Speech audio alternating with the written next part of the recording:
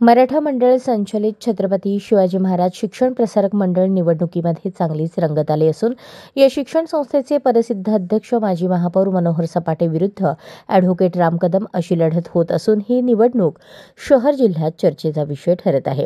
मंगळवारी अध्यक्ष तथा उमेदवार माजी महापौर मनोहर सपाटे यांच्या पॅनलमधील एकूण 12 उमेदवारांनी अर्ज मागे घेतल्याचे निवडणूक आयोगाने जाहीर केले।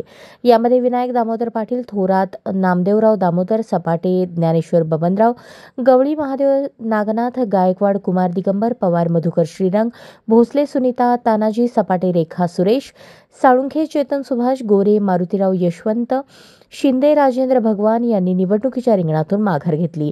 यामध्ये विनायक दामोदर पाटील यांनी खजिनदार आणि सचिव पदासाठी तर अन्य उमेदवारांनी संचालक पदासाठी अर्ज दाखल केला होता।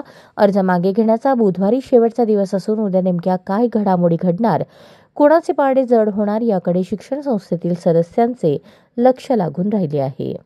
अशाच नवनवीन अपडेटसाठी जनता राज्य न्यूज चॅनलला सबस्क्राइब करा, लाईक करा आणि शेअर करायला विसरू नका।